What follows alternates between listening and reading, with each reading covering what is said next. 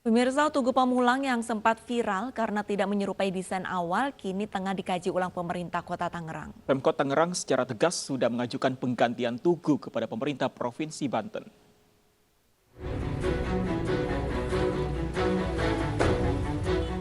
Tugu kota yang seharusnya menjadi ikon sebuah kota dan dibanggakan warganya tidak terjadi bagi warga kota Tangerang Selatan. Tugu kota Tangerang Selatan menjadi viral di media sosial lantaran tidak sesuai dengan desain awalnya. Pemerintah Kota Tangerang Selatan pun menyayangkan hasil akhir tugu yang dibuat oleh pemerintah Provinsi Banten.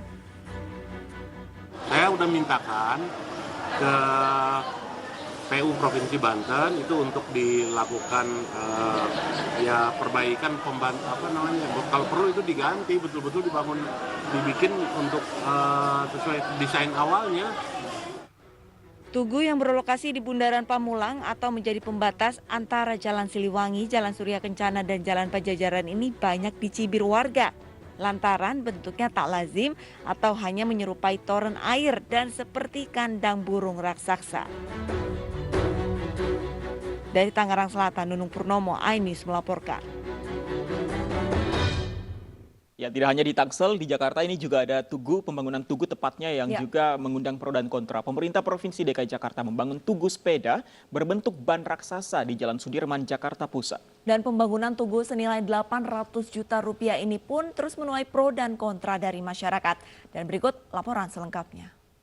Pemirsa, pengerjaan tugu sepeda di kawasan Sudirman, Jakarta Pusat ini sudah hampir rampung sekitar 80%. Karena target pemerintah ini akan selesai pembangunannya pada Mei 2021. Budaya bersepeda yang meningkat di tengah pandemi COVID-19 dan bahkan berdasarkan data Dinas Perhubungan DKI yang mencapai angka 1000% sejak pandemi hingga Desember 2020, ini menjadi dasar mengapa akhirnya Pemprov DKI Jakarta memutuskan tidak hanya membangun jalur sepeda di Sudirman Tamrin saja, tetapi juga turut membangun tugu sepeda di Jalan Sudirman, Jakarta Pusat. Tentunya ini sebagai salah satu wadah yang diperuntukkan bagi para seniman untuk menuangkan kreasi dan juga inovasinya, tetapi juga sebagai salah satu bentuk dukungan dan juga komitmen bagi para pesepeda.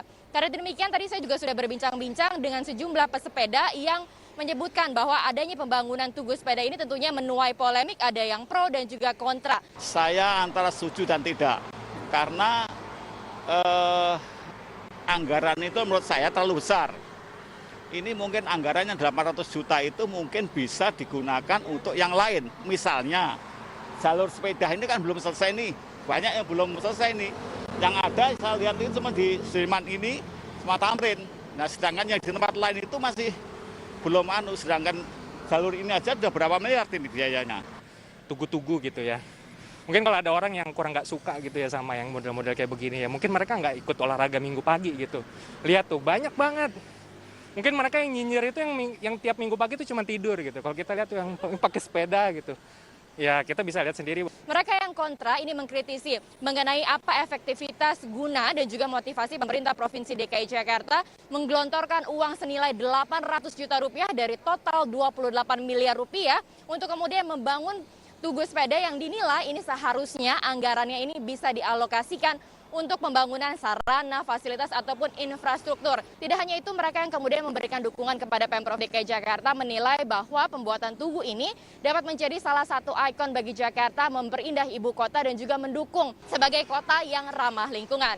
Dari Jakarta, Lina Kautsiki, Ilham Elias, RCS iNews melaporkan. Kita ke informasi selanjutnya, pemirsa. Belanja online kini menjadi salah satu alternatif masyarakat untuk memenuhi kebutuhan sehari-hari khususnya di masa adaptasi kebiasaan baru. Ya, dan dukung perilaku belanja masyarakat, Smart Payment Indonesia atau SPIN membuat terobosan inovatif untuk memudahkan masyarakat berbelanja. Pemerintah Indonesia berupaya melakukan percepatan digitalisasi sistem pembayaran dengan mendorong akselerasi digitalisasi keuangan melalui QR Code Indonesia Standard atau KRIS. Smart Payment Indonesia atau SPIN siap mendukung upaya pemerintah melalui program e-TV Mall. Pengguna e-wallet dan digital remittance milik MNC Group ini bisa langsung bertransaksi menggunakan Android dengan men-scan KRIS yang ada di layar televisi. Dengan keunggulan tersebut, masyarakat bisa langsung berbelanja dengan aman dan nyaman dari rumah. Hal ini menjadi salah satu topik pembicaraan dalam pembukaan Festival Ekonomi Keuangan Digital Indonesia 2021. Mungkin sekarang yang banyak lagi suka nonton adalah program Ikatan Cinta yang lagi hits banget gitu ya. Jadi salah satu yang kita lakukan gitu sebagai suatu terobosan dari SpinPay sendiri dan juga tentunya dengan kolaborasi dengan media kita adalah untuk mengembangkan QRIS di layar televisi, Kris di layar televisi. Sekarang kita sudah menamakan ini ETV Mall, jadi kita mempromosikan Kris di layar televisi. Kemudahan bertransaksi menggunakan SpinPay mendapat respon positif dari masyarakat. Oleh sebab itu, SpinPay akan terus berupaya memberikan edukasi kepada masyarakat mengenai kemudahan bertransaksi melalui platform digital.